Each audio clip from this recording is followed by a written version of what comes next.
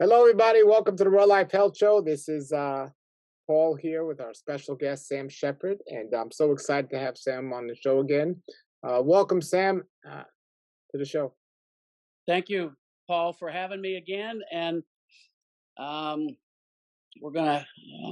I'm hoping to talk about some pretty relevant um, disease topics, and some that's going to be appropriate to just about everyone on the planet, I think. Well, that's why I wanted to have you on here because you have this amazing superfood, a true superfood called astaxanthin.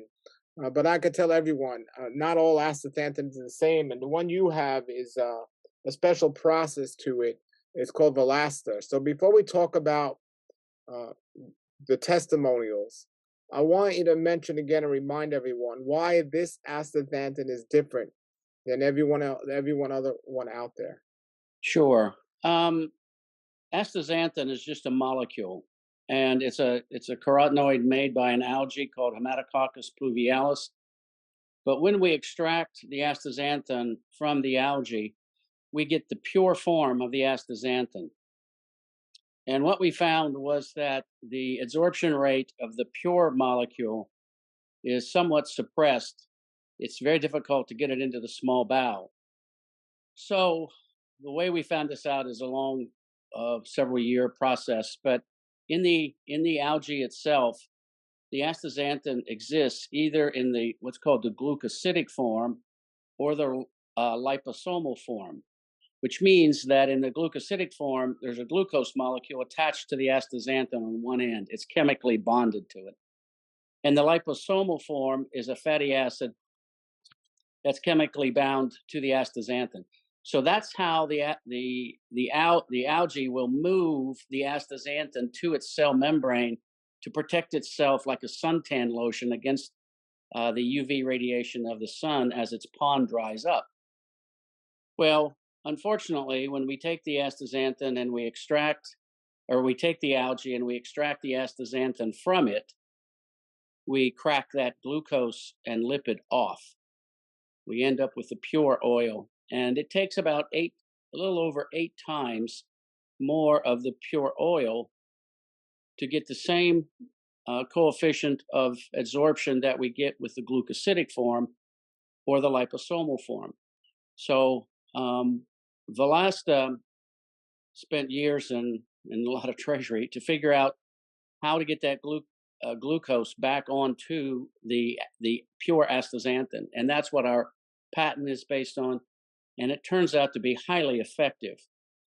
When cells see that glucose, it immediately pulls it into the cell, and it's called a Trojan horse. The astaxanthin, which is attached to that glucose, is pulled in with it. Inside the cell severs the glucose away from the astaxanthin, uses the glucose for energy. Now the astaxanthin is intracellular, it's inside the cell and can now neutralize any free radical that's there and stop the inflammatory responses and the inflammatory molecules generated by the mitochondria in the cell. Wow. So, what percentage? And I remember you telling me that the greatest percentage of the absorption of it, because of what you're doing, is something like 88% versus 8% on the standard astaxanthin that's out there. Yeah. For example, someone taking 100 milligrams a day of Velasta would have to take about 888 milligrams a day to get the same effect. There's two different mechanisms in place. One is a chemical adsorption where the glucose is absorbed by the cells in the small bowel very readily, just like sugar absorbs into um, through the small bowel. The the reason that it takes so much more of the pure astaxanthin is because you're driving the astaxanthin into the small bowel strictly from concentration gradient, which means the concentration has to get very high in the small bowel to, by brute force, push it through the cell membrane and into the bloodstream. Um, I'm not into the brute force component of that, and we're going to talk a little bit about that even with insulin, with the diabetes. So there's two mechanisms. You can either chemically absorb it, which we do with food and things like that. Some foods are more absorbable than others, or you can just increase the concentration, and by brute force, it will force. It's called concentration gradient. It'll force it right through the cell membrane. Wow. So I know now you're saying why the process happens, but how do you get those numbers? Is it the same across the board, or does it depend on each person's maybe absorption, metabolism, or something, or is it that wide of a range in most people? With the glucosidic form, it's dependent on um, um, the cells that line the small bowel. We have what's called cilia, which are little tiny things that stick up from our cell membrane like this to capture food as it moves through our small bowel. Very high surface area. And that's what cilia does. In some celiac diseases, the cilia are either shrunk down quite small or they're non-existent. And you can't absorb this. We now have some children who um, are they're diagnosed as failure to thrive, which is a tough thing to watch in a 2 year old to a 6 year old because the hairs sticking up or the protein sticking up in the small bowel are completely damaged. It can be genetic, it can be environmental, it can be diet related, but something kills those celiacs. Smoking does, and at that point, you no longer have this high surface area to absorb. Um, if that surface area goes away, because the rate of absorption of the pure astaxanthin is dependent on also not just concentration gradient, but area. How much area is available to do that?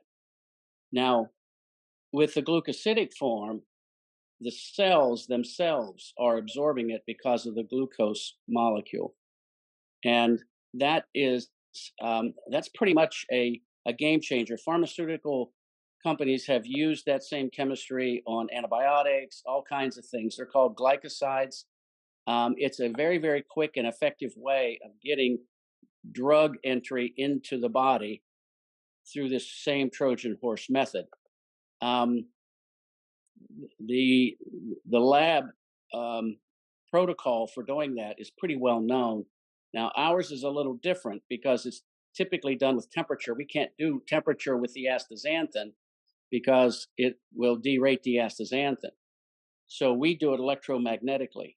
We excite the OH molecule on the end of the astaxanthin, and and at the same frequency, a resonance frequency, we excite the OH on the glucose. So when they come close together, there's enough energy in that vibrating molecule where I have an OH and I have an OH, and the two hydrogens and an oxygen peel off and form water. That oxygen then chemically bonds to the astaxanthin, and that's called a glycoside. Well, typically when something's successful, I know the pharmaceutical company tries to either ban people from using it to take control over it, or make a synthetic version. And we now know there's synthetic versions of the astaxanthin. Uh, how do they work in terms of the absorption rate and so on? Do they work better than the other natural astaxanthin? That's the non-Velasta one that doesn't work well. Does the synthetic chemical makeup of it help No, the problem y- at all, or the same issue? yeah, it when we this is the same reason we have to eat living things, whether it's leaves, plants, or animals.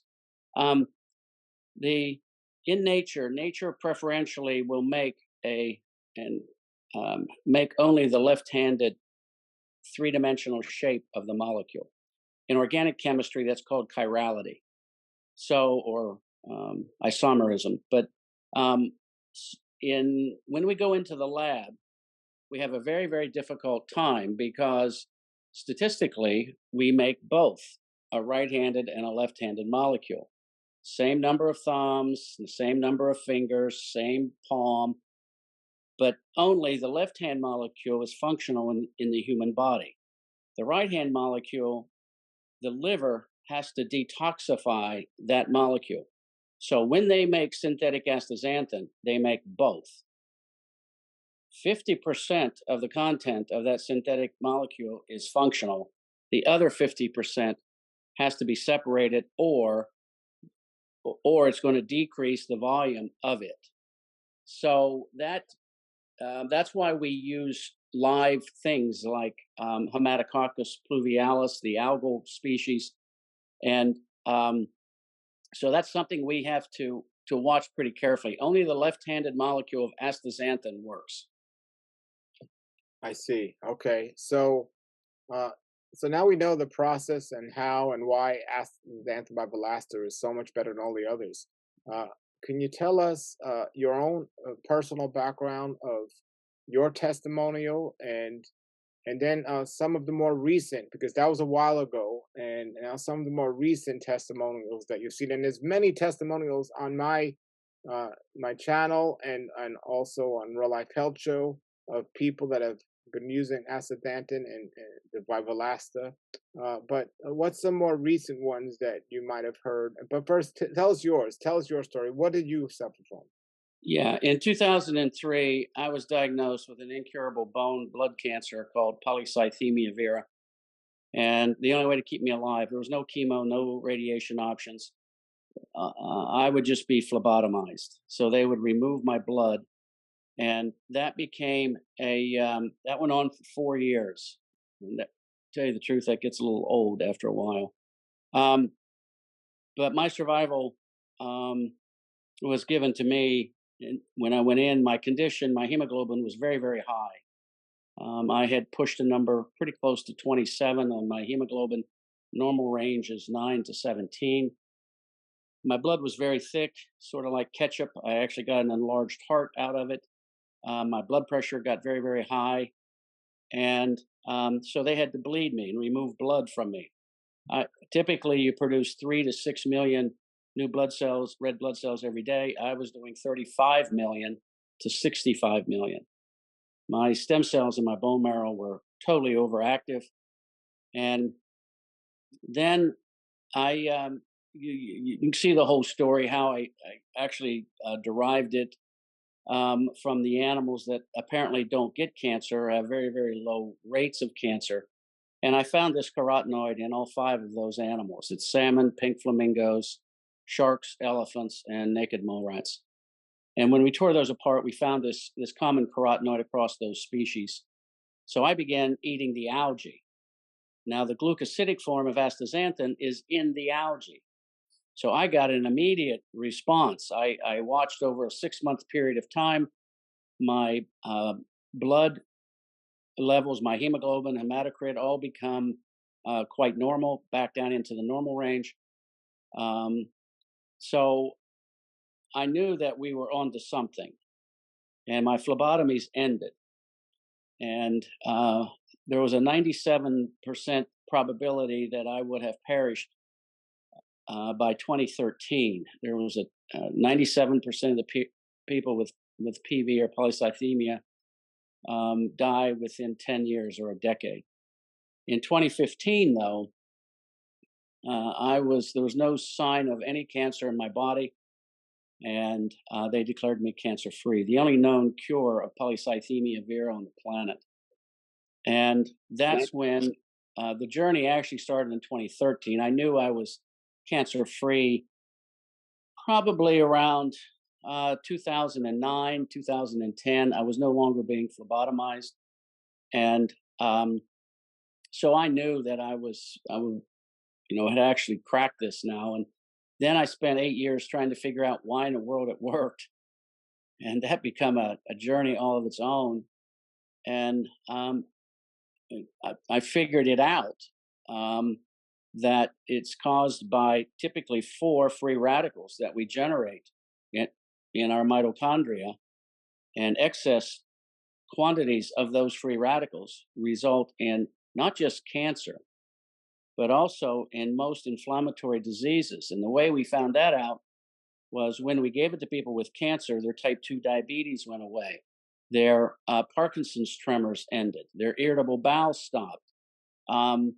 Their arthritis stops within 3 to 10 days. And it took us a while to figure out why all of that was happening. So now we have a blood test where we can measure proportionately your inflammatory disease state, and that's called a high sensitivity C-reactive protein. So when you go to your doctor, make sure that your doctor runs that. That if that number is less than 3, you're inflammatory. You're in a very good place. You're not in an inflammatory disease state um, uh, from a systemic point of view. So the probability of you generating any of these inflammatory diseases, and the top 3 killers are inflammatory diseases: heart disease, um, cancer, dementia, and we can talk about that too. Um, and the effects of having type 2 diabetes. This does not work on type 1, but a- any and all of the inflammatory diseases are caused by 4 free radicals: superoxide, singlet oxygen, the peroxyl non-radical, and the hydroxyl free radical. The hydroxyl free radical is the one that causes most of the problems, and it has a little longer half-life, and it's still quite reactive. So that's very powerful what you said, and I want to get to the C-reactive protein. So is it possible that somebody can have one of these inflammatory diseases and still have a C-reactive protein under 2 or 3? It is. If there's 2 types of inflammation, there's local and systemic. Local inflammation, if your body does not recognize the inflammation. For example, if I cut myself right here with a knife, that's going to get very inflamed from a neutrophil and basophil attack to try to keep bacteria out of that cut. That is not going to show up on my C-reactive protein.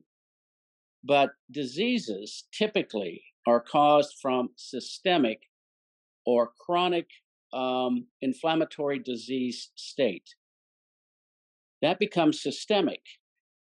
And that is the real issue here. And that's what the C-reactive protein will measure, is that systemic, your predisposition to acquiring one of these terminal diseases. Wow. So the one of the great things about the astaxanthin is it lowers the inflammation, which will lower the C-reactive protein. That's correct. Um, we have a few cancer cases, for example, that their CA numbers increase, their CRPs are less than 1.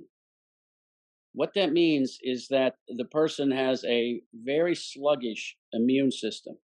And that sluggish immune system can be the result of genetics. It can be the result of previous chemo or radiation treatments that's just downregulated the immune response.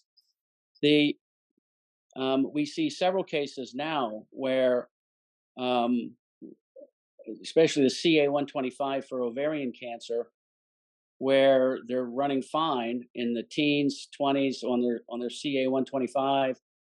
Then they see a tremendous spike in the CA-125, and it freaks out the oncologists because they immediately translate that high number to a proportionality that the number of cancer cells are now growing. The reality is the CA 125, I'll just use it as an example. COVID causes a tremendous increase in CA 125. And if it's not recognized by the oncologist, they will get really concerned, and they'll prescribe chemo and or radiation or some other cocktail to because they're going to tell you that you've got maybe months to live with a CA number that your cancer is so aggressive. The reality is you've hit an inflamed state, either from a virus can cause it, a cold, or just internal inflammation can cause the CA 125 to give you a false positive.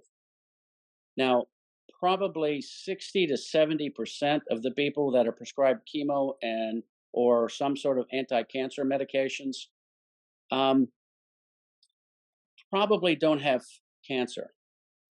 It shows up on the PET scan, but the PET scan cannot differentiate between inflammation and cancer. So your PET CAT scans are not effective. The National Institute of Health has done considerable work on this, and they've proven that same point. So a biopsy, if it hits the right spot, um, can show what the cells actually look like and can determine whether, from the path report, whether it's carcinogen, um, whether it's cancer or not. So it's still a practice. This is not hard science in the determination that someone has cancer. But the oncological industry in general, when they see these numbers go up, they automatically jump into the well that this is cancer. There's no other thing that would cause this, and we're going to treat you as if you have cancer. And in about 30% of the cases, that's a very much a wrong decision to make. Wow, wow, and to think of how often it's been done in the past, and wow, just crazy. So now we've talking about how to deal with if somebody has the high CRP, but if somebody's eating a bad diet or living a poor lifestyle that's created the high CRP to begin with, we know the real answer is to stop doing what you're doing. But so, do people often, do you find, take the astaxanthin looking for the health benefits, but not changing their diet? And if so, will that help them at all? Yeah, I get this often when people in their 40s and 50s all of a sudden end up with these inflammatory diseases like arthritis or cancer, or even the early onsets of Parkinson's or Alzheimer's. And there's something magical that happens at the age of 42 in women on average and age 50 in men. Um, when we're young, we produce an intracellular, actually two, but intracellular antioxidants. One is called glutathione. And most people genetically do produce um, plenty of glutathione. So we can do a lot of stupid things, generate bad habits when we're young, drink too much beer, eat too much meat, greasy fried foods. The mitochondria will then generate these free radicals. But we have a protective mechanism called glutathione and SOD, superoxide dismutase, that will neutralize those free radicals that are generated in the high metabolic rates in the mitochondria. Well, the issue is at age 42 in women and 50 in men, nature starts reducing your ability to produce glutathione. It's nature's way, I believe, of taking us out. We are all going to get sick and we are all going to die. Well, the unfortunate part is, Paul, is that we don't change our habits and and compensate for the generation side of that equation. So we're still generating free radicals at a very, very high rate, but we don't have the mechanism to take them out. And anywhere from 5 to 15 years after that, everyone will start to generate these inflammatory diseases like arthritis, heart disease, um, atherosclerosis in the heart. So that's the cause of it. Now, from a diet perspective, we have to be able to adjust. And the best source of, of adjusting is to recognize what causes these free radicals to form. A very high lipid content, for example, when it's metabolized in the mitochondria. So fried foods probably are not a good thing as we age. Um, Meat products and proteins can generate one of the other free radicals called the nitrile or nitrous oxide free radical. The nitrogen in the protein can be decomposed, and it generates the nitrile free radical. The the other one um, that we all like because it gives us a the sweet flavor, and it's something I harp on routinely, is the fructose. We saw it exaggerated when high fructose corn syrup was introduced into our food system in 1966, 1967, and now we have all these diseases. Um, the difference between fructose and glucose is glycemic, which means it will cause an immediate insulin response in the pancreas. But glucose can be used by every single cell in your body. It is the primary food source of every single cell. Fructose cannot be used by any cell in your body. It is would be basically classified as a poison. But we get our human desire for sweetness from fructose. So when you ask somebody why they eat fruit, it's because it tastes good. It's a human desire to have something sweet. What are the things that are going to contribute to uh, or add to these things that are making people want to take the astaxanthin or need to? And if somebody continues eating those things, will the astaxanthin still be helpful, or do they need to switch their diet as well? It will. Keep in mind that the Valasta only neutralizes those four free radicals. So you have this inventory, it's like a water balloon. You have this inventory of free radicals from an accumulation. Free radicals never leave your body except through an antioxidant reaction. So whatever the molecule they bump into becomes a free radical. So over our life, and that's why we get age onset disease, but over our life, we begin accumulating these free radicals. If our glutathione level drops off and our SOD levels, our superoxide dismutase levels drop off with age, now this water balloon gets bigger and bigger. And it will start causing DNA damage. It'll cause lipid misfolding, protein misfolding, um, lipedema type issues. Because as the body sees inflammation, it pumps water in to try to dilute the problem away, send it to the kidneys. So, with that, with age onset, the equation is the rate of generation of ROS minus the rate of removal of ROS is equal to the accumulation of ROS. So in minus out equals accumulation. So we address it with Velasta in two ways. We look at diet. We don't want to generate any more reactive oxygen species. That's why I'm anti-ozone. I'm anti any of these big components, even vitamin C.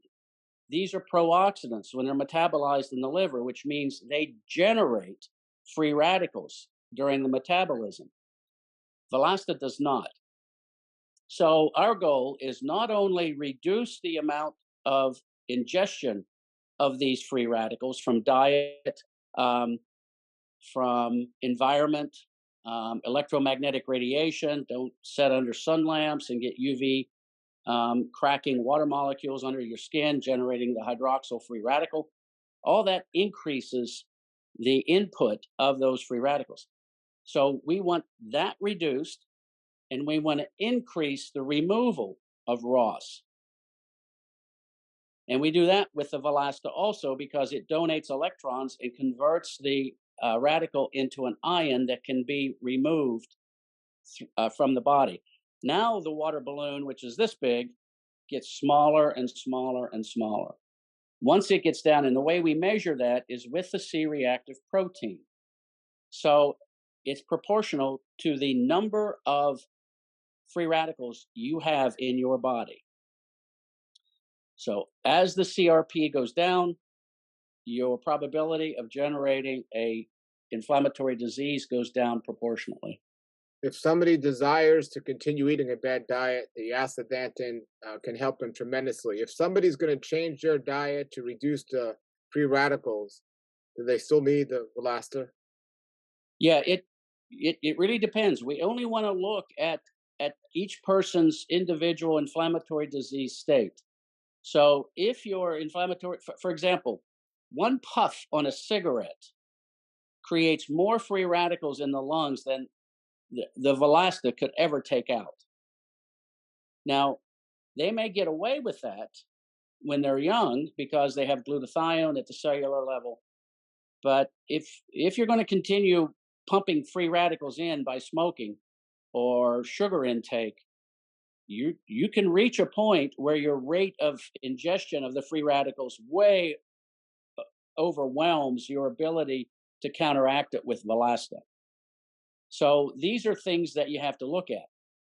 Typically, steroids will do the same thing, but obviously there's a lot of side effects. Steroids themselves become inflammatory, primarily in the liver, and they create an inflammatory oxidative state, and it usually causes your blood sugars to increase if you get on steroids.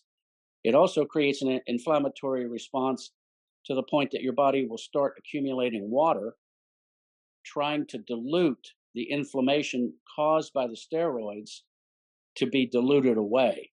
And people see these effects, but they don't have a clue as to why they're happening. And so what we do is we get back to diet, keep your C-reactive protein less than 3. If it's less than 3, you can cut back on the Velasta. That means your inventory of those free radicals are greatly reduced. And you can maybe have a bit of fruit once in a while to satisfy that sweetness, that desire. But when it creeps above 3 again, you've got to really ramp it up. It can be used as a preventative. Where does meat play a role in this? Animal meat, is that, Yeah, and also dairy, where does that play a role in how the body reacts? yeah. Dairy has. I'll start with it first. It has a lot of calcium in it. It also has some molecules that your liver has to metabolize. The C-reactive protein is produced in the liver, so it's where it sees the first toxic effect of the food you eat.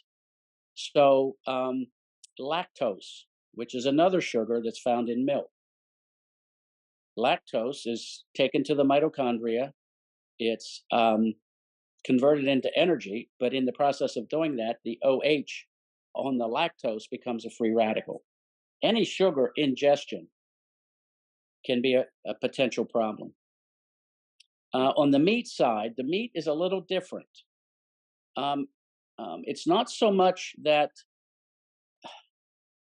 the keto diet you can lose a lot of weight on just by eating high protein.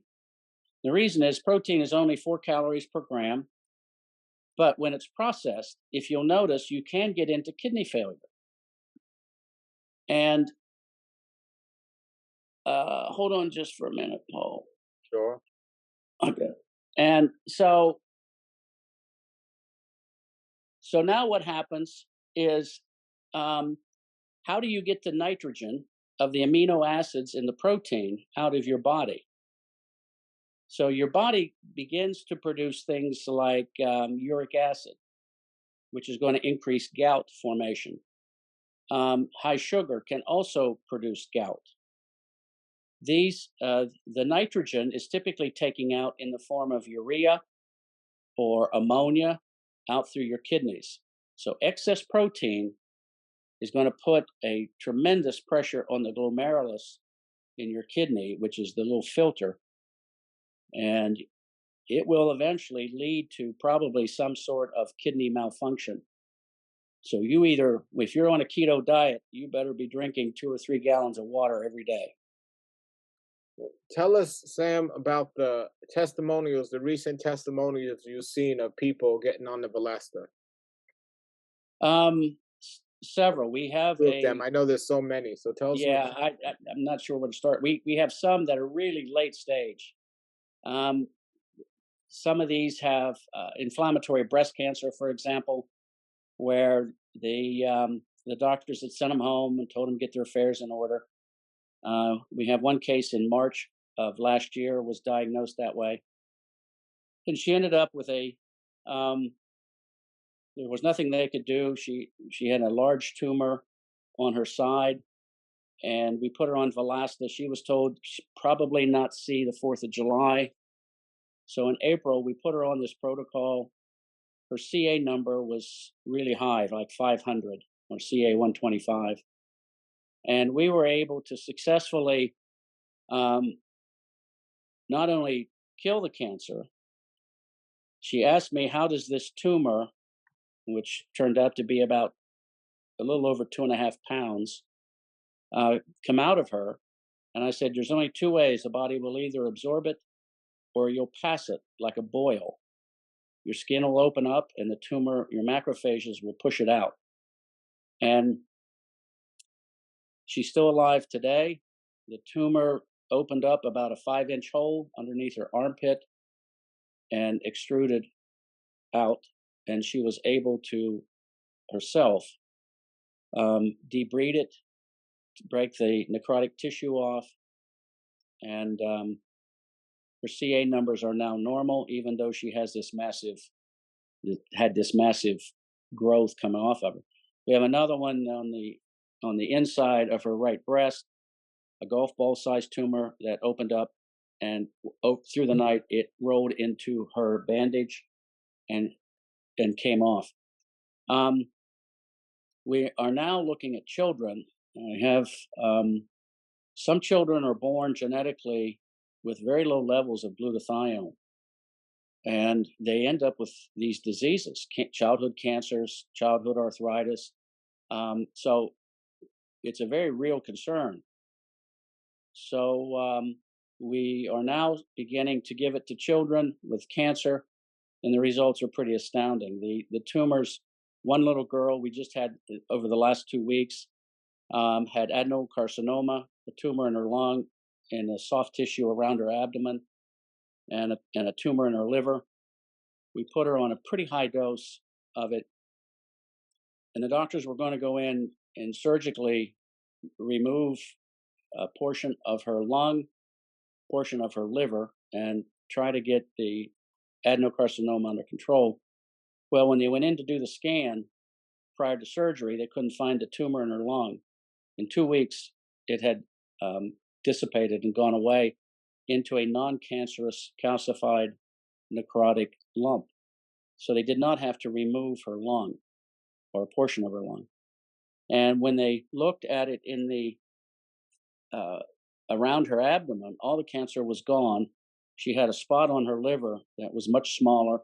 So they surgically went in to see what was going on. They removed that lobe of her liver. Fortunately, it's a portion of the liver that will grow back. So from being a stage 4, not given much time, there was no more chemo, no more radiation for her. Surgery was the only option. We were able to make some tumors go away and others to shrink to the point that they could be surgically removed. And she now has the potential, and she's doing the same protocol. She's measuring her C-reactive protein now, and we're adjusting the dose to keep it under 3. And at that point, she should not be disease laden from now on. Sure. So where is the FDA and the approval of your patent? Explain a bit about your patent, because you mentioned the word cancer and all these testimonials. So what's your patent? Because your patent, you could say that it's used to treat cancer or Correct. something like this, but where does the FDA stand on that? Because The FDA has separate regulations. The U.S. Patent Office requires that I put the patent number and or the title and the title of the patent on our labels. And our patent title is a method for the process of using astaxanthin for the treatment of inflammatory disease, particularly a treatment for cancer. Now, that's in direct conflict with what the FDA labeling requirements are. So we have 2 labels, one regulated by the FDA that says you cannot treat, cure, or prevent any disease using this product, which everyone knows that that's all a bunch of bunk anyways. No intelligent person believes what the FDA is requiring on that label. And then the U.S.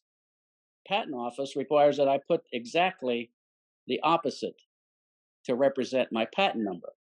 That patent was granted in July of 2021, and it has gone around the world. We are now putting together operations in Australia to handle the Southeastern Asian markets.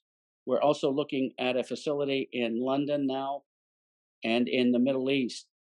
So we're going to have operational facilities throughout the world to go ahead and start addressing this on an international basis. The um, um, the whole idea of how this product's being used now is not only in the elimination of disease, but also in the prevention of disease.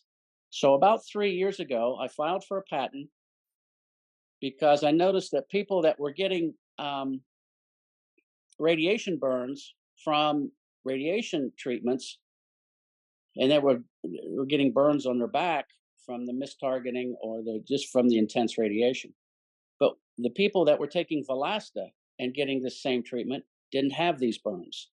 So out of 27 people that we looked at, 4 never got burned. 23 did. So then I began to look at it from a radiation perspective, and this acts like a systemic tanning. It stops the electromagnetic radiation from UV rays and from gamma rays in the radiation. So when we filed the patent, now the patent was granted in November of 2022 that states that you can take this to mitigate radiation burns and radiation sickness, and it can also be used on NASA flights. So astronauts can now take this, and it will stop what's called the Kegers, Leps, and Seps. These are radiation sources outside the Van Allen belt of the Earth that's keeping us from going to Mars, by the way. Everyone will die within a couple months on the journey without some way to stop the inflammatory disease from the radiation exposure. So the astronauts can now take this. So our new market slogan is if it's good enough for the Martians, it ought to be good enough for the Earthlings. Hmm. Or you could just say the food's out of this world or something. That's right. Yeah. So tell us about the astaxanthin on in general. So you have recommendations on there of how much people should take based on their weight and their health condition. Correct.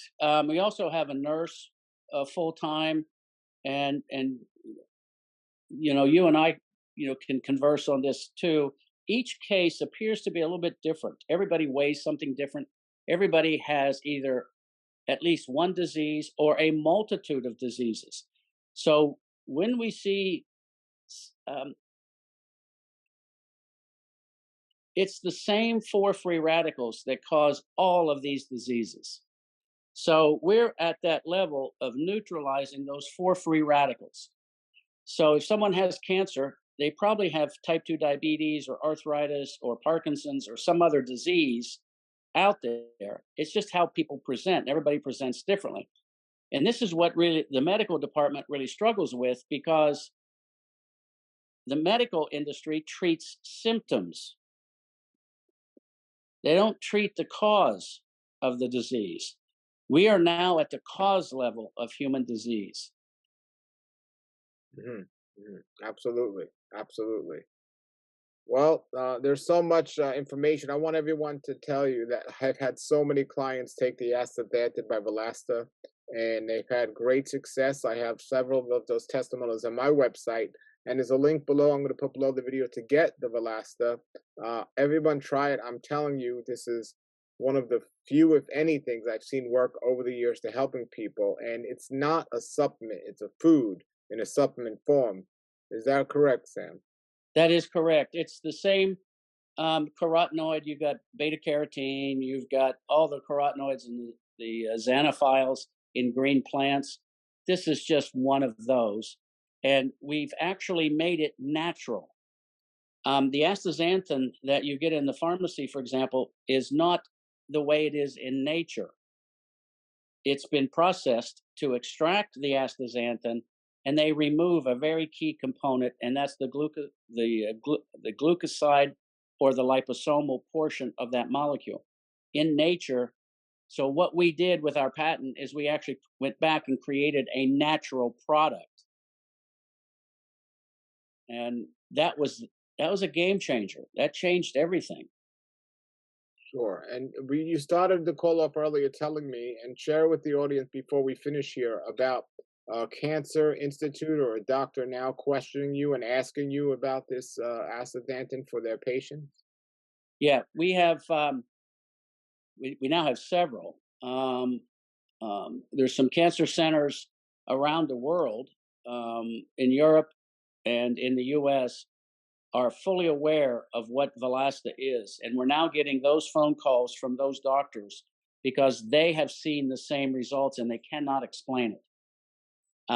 They are now calling it a miraculous remission or a natural remission on late stage cancers. These are people with stage 4, and they're finding their cancer is going away, and it happens very quickly. Anywhere from 30 to 60 days, we should see the majority of the effect of it. If after 60 days, then we want to reassess. So there may be some alternative treatment in conjunction with the Velasta that they will fall back on. But we can remove that fear or anxiety of the terminality of some of these diseases. Because once we start killing the cancer, even though the CA numbers will increase due to the cancer cells dying and expelling their guts into the bloodstream, you will see an immediate response and an increase in the CA number or the CEA number. When oncologists see that, they really freak out because they think, oh my golly, your cancer is so aggressive. We've never seen it this aggressive. The reality is the cancer cell has died. All of the guts of the cancer cell have come out into the bloodstream, and they show up on the CA test and the CEA test because the antigens are now in the bloodstream. But the cancer cells are dead and no longer viable. People begin to gain weight. They feel much better. Their pain levels get reduced, even though their CA numbers are high. It can take 30 to 40 days for that debris to be processed through the liver and eliminated. A lot of those antigens are broken down into amino acids, and then they're reincorporated and reused by the human body. Okay, well, that is just amazing information, everybody. Again, Sam, thank you for your time today. And Thanks, everybody, Paul. post your questions and comments below, and maybe we could have a Q&A with Sam in the future, or do a live Q&A maybe one evening, because I know everyone loves that. But Sam, thank you for being here, and I definitely want people to try this product. So thank you again for bringing this out Thank there and you. for the work you're doing. Thank you, Paul. It's people like you that's going to get it out to people. And it truly takes a special heart of caring to do this. And you've got it. And let's keep moving it forward. Absolutely. I want to help you all you can to get this information out there, because I know it works and I suffer from disease and I don't want to anymore. So that's why I promote this, because it definitely works. I've seen Yep. it. I felt it. I take it myself. So thank you. And everybody, again, the links below the video. Put your comments, questions below. Everybody have a great day and a great world life. All right. Thanks, Paul.